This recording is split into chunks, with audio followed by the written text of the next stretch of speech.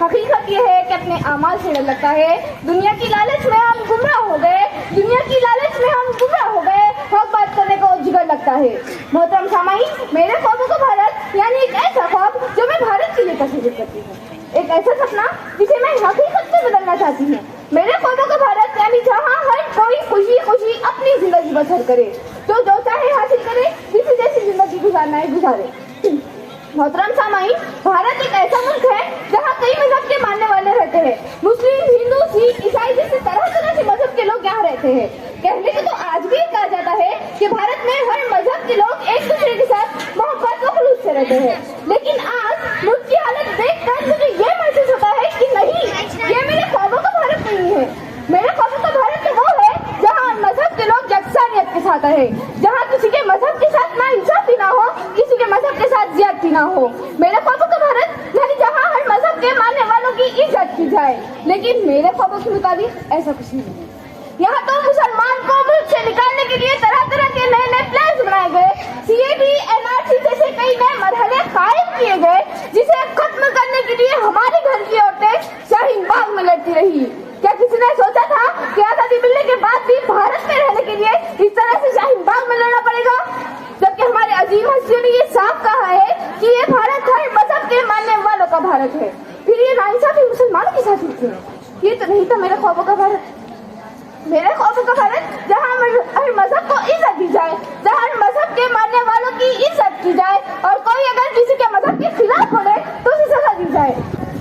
جبکہ ہر مذہب کو اپنے مذہب پر چلنے کے احکامات دیے ہوئے ہیں, جبکہ ہر مذہب کو اپنے مذہب پر چلنے کا حق دیا گیا ہے. پھر میرے خوابوں کی بھارت کی میرے ذہن میں ایک ایسی تصوری تصویر بن گئی تھی جو جیسا رہنا چاہتا رہے.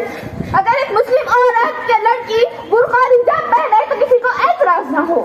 لیکن نہیں, یہاں تو بھارت کی ایک ریاست میں جہاں لڑکیاں برقع اور حجاب پہن کر تعلیم حاصل کرنے جا رہی ہے تو وہ محفوظ نہیں ہے, تو لوگوں کو اس سے اعتراض ہے.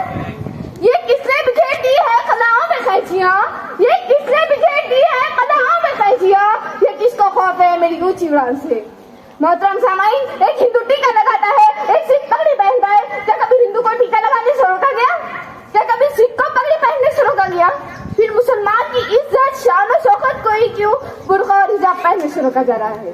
یہ تو مسلمانوں کی ناانصافی ہے, یہ تو مسلمانوں کے ساتھ زیادتی ہے. یہ تو نہیں تھا میرے خوابوں کا بھارت.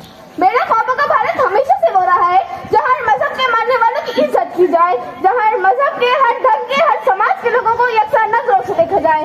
لیکن افسوس کہ یہ میرے خوابوں کے مطابق ایسا کچھ نہیں ہے.